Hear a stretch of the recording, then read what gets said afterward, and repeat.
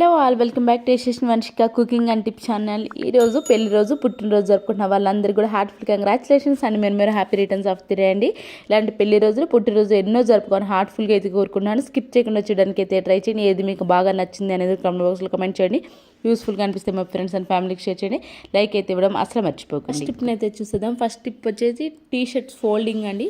ఇలా నేను పైన హ్యాండ్స్ ఉంటాయి కదా, మధ్యలోకి ఇలా ఫోల్డ్ చేసేసుకొని ఆ తర్వాత టీ షర్ట్ని మధ్యలోకి అయితే తీసుకొచ్చాను. 100 టీ షర్ట్స్ ఉన్నా సరే ఈ సింపుల్ మెథడ్లో కనుక మీరు ఫోల్డ్ చేసుకున్నారంటే ఈజీగా మన ర్యాక్స్లో కానివ్వండి, లేదంటే జర్నీలు చేస్తూ ఉంటాం కదా, బ్యాగ్స్ టీ షర్ట్స్ ఎక్కువ ఉన్నాయి అనుకోండి, బ్యాగ్ కొంచెం కూడా ఫుల్ అవ్వకుండా ఉండాలంటే ఈ మెథడ్లో కనుక ట్రై చేశారు అనుకుంటే మాత్రం ఎన్ని టీ షర్ట్స్ అనేవి పడతాయని చూసారా, చిన్న పర్స్ లాగా అయితే తయారైపోతుంది. ఈ టిప్ ఎవరికైనా యూస్ఫుల్గా ట్రై చేయండి, మీకు 100% మంచి రిజల్ట్ అయితే ఉంటుంది. ఐ హోప్ ఈ టిప్ అయితే నచ్చితే కనుక ప్లీజ్ మీ ఫ్రెండ్స్ అండ్ ఫ్యామిలీకి షేర్ చేయండి. నెక్స్ట్ టిప్ వచ్చేసి నిమ్మకాయ కొంచెం వడిలిపోయినా కానివ్వండి, లేదంటే కొంచెం కుళ్ళిపోయింది ఏదైనా ఉంది అనుకో, మనం జ్యూసెస్లో వాడాం కదండి, వాటిని అనవసరం అని చెప్పేసి డస్ట్బిన్లో వేస్తూ ఉంటా. ఆ నిమ్మకాయ ఏదైతే ఉందో దాని అనవసరం అని చెప్పేసి డస్ట్బిన్లో పడేయకుండా ఇలా సోప్లో మనం గిన్నెలు కనుక సోపులో కనుక పిండేసాము అనుకోండి, కొంచెం మన గిన్నెలు అనేవి నీట్గా క్లీన్ అయిపోతాయండి. అండ్ అలానే బ్యాడ్ స్మెల్ ఏదైనా నీచు వాసన వస్తున్న గిన్నెలు ఏదైనా ఉన్నాయి, ఎగ్ చేసిన గిన్నెలు అండ్ అలాగే నాన్ వెజ్ చేసిన గిన్నెలు కొంచెం బ్యాడ్ స్మెల్ అయితే వస్తూ ఉంటుంది. అలాంటప్పుడు ఈ విధంగా సోప్లో కనుక మనం లెమన్ పిండేస్తే కనుక ఆ గిన్నెలు క్లీన్ చేసామని కూడా బ్యాడ్ స్మెల్ అనేది లేకుండా ఉంటుంది. ఐ హోప్ ఇది కూడా నచ్చితే కనుక ప్లీజ్ మీకు ఏది బాగా నచ్చింది అనేది కమెంట్ బాక్స్లో కమెంట్ చేయండి. నెక్స్ట్ టిప్ వచ్చేసి మనం ఎప్పుడైనా జ్యువెలరీ పెట్టుకుంటూ ఉంటాం కదండి, మ్యారేజెస్ కానివ్వండి, ఫంక్షన్స్ కానీ, లేదా పిల్లలకి పెట్టినా కానివ్వండి, ఇలాంటి హారాలు ఏంటి అంటే ముందుకు పడి కొంత అటు ఇటు ఆ లాకెట్టే మెయిన్ లుక్ కదండి మనకి. ఆ టైంలో ఏంటంటే ఆ లాకెట్ అనేది అటు ఇటు మూవ్ అవుతుంది అనుకుంటే అసలు లుక్ అనేది పోతూ ఉంటుంది కదండి. పిల్లలకి పెట్టినా కానీ కొంచెం స్ట్రాంగ్గా ఉండాలి, లేదంటే మనకైనా సరే లాకెట్ అనేది అటు ఇటు మూవ్ అవ్వకుండా ఉండాలి అని అంటే ఆ ప్లేస్లో మనకి డబల్ టేప్ ప్లాస్టర్ ఉంటుంది కదండి, ఆ డబల్ టేప్ ప్లాస్టర్ పెట్టేస్తే కనుక మీ హారంగానే పెట్టేసుకున్నారే అనుకోండి, ఆ లాకెట్ అనేది అటు ఇటు మూవ్ అవడం అనేది జరుగుతుంది. మనం ఎక్కడైతే పెడతామో సేమ్ ఆ ప్లేస్లో అయితే ఉంటుంది. ఐ హోప్ ఇది కూడా నచ్చితే కనుక ప్లీజ్ ఒక లైక్ ఇచ్చి సపోర్ట్ చేయండి. మీరు ఒక లైక్ ఇవ్వాలి, వేరే వాళ్ళకి అయితే వీడియో సజెస్ట్ అవుతుంది కాబట్టి ప్లీజ్ మీకు యూస్ఫుల్ అనిపిస్తే ఒక లైక్ ఇవ్వండి. నెక్స్ట్ టిప్ వచ్చేసి వేరుశనగపప్పు వేయించుకుంటూ ఉంటాం కదండి. వేరుశనగపప్పు వేయించుకునేటప్పుడు మనం దానిపైన వేరుశనగపప్పు పైన కొంచెం కనుక వాటర్ చల్లేసి ఆ తర్వాత ఫ్రై చేసుకున్నామే అనుకోండి, లోపల పప్పు మాడకుండా చాలా త్వరగా ఫ్రై అవుతుంది. అట్ ద సేమ్ టైం పై పొట్టు ఉంటుంది కదండి, ఆ పొట్టు కూడా ఈజీగా అయితే వచ్చేస్తుంది. ఇలా ఫ్రై చేసుకోవాలండి. ఫ్రై చేసుకున్న తర్వాత దీన్ని స్టవ్ ఆఫ్ చేసి చల్లారనిచ్చి పొట్టు కూడా ఈజీగా తీసుకోవాలంటే ఈ మెథడ్ అయితే ఫాలో అవ్వండి. ఇలాంటి రంధ్రాలు ఉన్న ఒక బౌల్ అయితే తీసుకొని ఇలా కొంచెం గట్టిగా నలిపేసామనుకో ఆ పొట్టు అనేది ఈజీగా అడుక్కు అయితే వెళ్తుందండి. దానితో మనం సింపుల్గా తీసేయచ్చు. నెక్స్ట్ వచ్చేసి ఒక గ్లాస్ బెల్లం అయితే తీసుకున్నాను, దానిలో ఒక్క స్పూన్ వాటర్ అయితే వేసేసుకున్నాను. కొంచెం మెల్ట్ అవ్వనండి, ఎక్కువ పాకం కూడా అవసరం లేదు.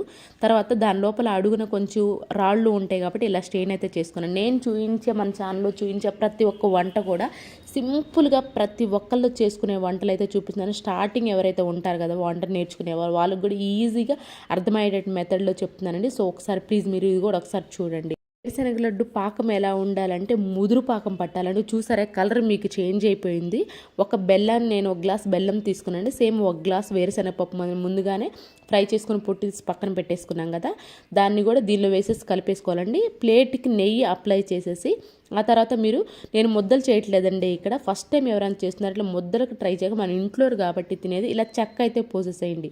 నెయ్యి అప్లై చేసిన ప్లేట్కి ముందుగానే మనం బెల్లం పాకంలో కలిపేసాం కదండి వేరుశనగపప్పు, దాన్ని ప్లేట్ పైన ఇలా పేర్ చేసేసి ఒక గరిటతో ఇలా అన్నారే అనుకోండి, ఒక 2-3 గంటలు ఉంచారు అనుకోండి, 3 గంటలు ఇలాగే గాలి కారనిచ్చారని కొంచెం అంటే ఎండిపోతుందండి. తర్వాత మనకు కావాల్సిన షేప్లో కనుక కట్ చేసామనుకో ఒకసారి చాకుతోటి తీసిన ఈజీగా అయితే వచ్చేస్తుందండి. చూసారా ఇక్కడ నేను చాకుతో కట్ చేసిన పీస్ని అయితే చూపిస్తున్నాను. చాలా హెల్దీ అయినా టేస్టీ అయినా సింపుల్గా తయారు చేసుకోవచ్చు అండి.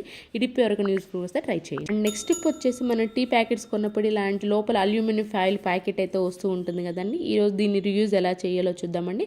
దాన్ని కట్ చేసేసి మనకి యాలకులు కానివ్వండి, లేదు అంటారా కర్పూరం కానివ్వండి, కొంచెం గాలి తగిలినా కానివ్వండి, యాలకులు ఏంటి అంటే స్మెల్ అనేది పోతూ ఉంటుంది, కర్పూరం అనేది గాలి తగిలితే కొంచెం కరిగిపోతూ ఉన్నట్లు అనిపిస్తుంది కదా, అలాంటివి ఏమన్నా ఉన్నాయంటే ఈ విధంగా అల్యూమినియం ఫాయిల్ ఆ క్యాప్ షేప్లో కనుక కట్ చేసి పెట్టేసామో అనుకోండి, మనకి గాలి అనేది వెళ్ళదు కాబట్టి కర్పూరం కానీ యాలకులు కానీ స్మెల్ అనేది పోకుండా ఉంటుంది. ఐ హోప్ ఇది కూడా నచ్చిందని అనుకుంటున్నాను. నెక్స్ట్ టిప్ వచ్చేసి ఇలాంటి లైట్స్ మనం దివాళీకి కానివ్వండి, లేదంటే ఫెస్టివల్స్ అప్పుడు వాడుతూ ఉంటాం కదండి, తర్వాత దీన్ని ఫోల్డింగ్ కానివ్వండి దీన్ని జాగ్రత్తగా కనుక పరుచుకోలేదు అనుకోండి పాడైపోతూ ఉంటాయి, వైర్లు అనే మధ్యలో కట్ అయిపోతూ ఉంటాయి కదండి. అలా జరగకుండా ఉండాలి అని అంటే ఫోల్డింగ్ నీట్గా చేసుకోవడానికి మధ్యలో రోలర్స్ కానివ్వండి, లేదు టిష్యూ రోలర్స్ ఉంటాయి అవి కానివ్వండి, లేదంటే ఇలా న్యూస్ పేపర్ కనుక మంచిగా ఫోల్డ్ చేసేసి దాన్ని కనుక మధ్యలో పెట్టేసి ఇలా వైర్ ఫోల్డ్ చేసుకొని ప్లాస్టిక్ ఏదైనా క్యాప్ ఉంది అనుకో దానిలో కనుక పెట్టేసుకున్నాం అనుకో మనకి ఎన్ని ఇయర్స్ అయినా వైర్ అనేది పాడవనే అవ్వదు.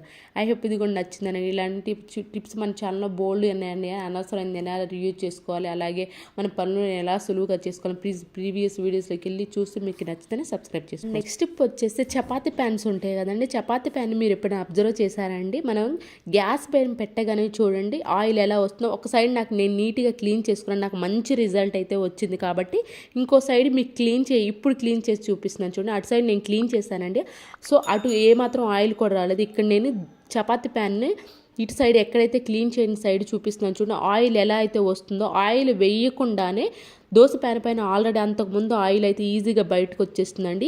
ఈ వేడి మీద ఉన్నప్పుడు మాత్రమే ఖచ్చితంగా చేయాలండి. దానిపైన ఎక్కడైతే మనకు ఆయిల్ వస్తూ ఉందో దానిపైన టాల్కమ్ పౌడర్ వేసేసి కాటన్ ఏదైతే కాటన్తో మొత్తం ఎక్కడైతే ఆయిల్ ఎక్కువ ఉండదో అక్కడంతా స్ప్రెడ్ చేసేసేయండి. తర్వాత వెంటనే స్టవ్ ఆఫ్ చేసేసండి. ఇప్పుడు మనం ఎందుకు వేడి మీద ఉన్నప్పుడు మాత్రమే టాల్కమ్ పౌడర్ వేయలేదు, సోప్తో క్లీన్ చేసుకోవచ్చు అనుకోవచ్చు అండి మీరు. మనం ఎప్పుడైతే ప్యాన్ని వేడి మీద నుంచి గ్యాస్ మీద నుంచి కిందకి దించుతాం వెంటనే ఆయిల్ అనేది లోపలికి వెళ్తుందండి. మనం కొంచెం వాటర్ వేయగానే వెంటనే ఆయిల్ అనేది లోపలికి వెళ్తుంది. కాబట్టి ఆయిల్ మనకి ఎన్ని ఇయర్స్ అయినా కానివ్వండి మనకి బయటికి అనేది రాదని క్లీన్ అనేది అవ్వదు. అదే మనం వేడి మీద వేసేసామనుకోండి ఆయిల్ అనేది బయటకు వస్తుంది. కాబట్టి వెంటనే టాల్కమ్ పౌడర్ అబ్జర్వ్ చేస్తుంది కాబట్టి అనేది ఉండదండి. ఇక్కడ నేను ఆల్రెడీ టాల్కమ్ పౌడర్ వేసాను కదా, తర్వాత క్లీన్ చేసిన తర్వాత చల్లారిన తర్వాత ఇలా స్టీల్ స్క్రబ్బర్తో కనుక క్లీన్ చేసి చూపిస్తున్నాను చూడండి.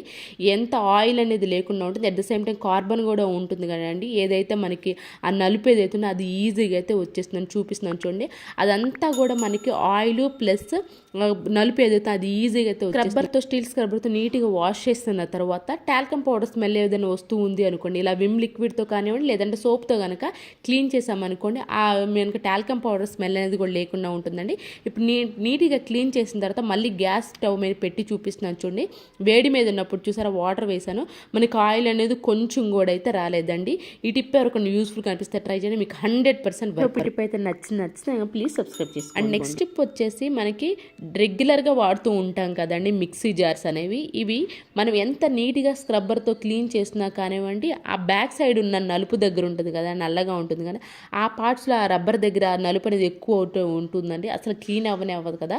అలాంటప్పుడు మనకి పాత టూత్ బ్రష్ ఏదైనా ఉంది అనుకోండి, ఆ పాత టూత్ బ్రష్ కొంచెం సోప్ కానీ లేదంటే ఇలా లిక్విడ్ కానీ కొంచెం వేసేసేసి ఆ తర్వాత ఇలా టూత్ బ్రష్ కనుక క్లీన్ చేసుకున్నామనుక ఆ నలుపు ఎక్కడైతే ఉండదో అదైతే నీట్గా క్లీన్ అయిపోతుంది. ఐ హోప్ ఈ టిప్ కూడా నచ్చితే కనుక ప్లీజ్ అన్నీ ఒకసారి ట్రై చేయండి. అండ్ మీకు ఏది బాగా నచ్చింది అనేది కూడా కమెంట్ బాక్స్లో కమెంట్ చేయండి. యూస్ఫుల్గా అనిపిస్తే మీ ఫ్రెండ్స్ అండ్ ఫ్యామిలీకి షేర్ చేయండి. లైక్ అయితే ఇవ్వడం అసలు మర్చిపోకండి.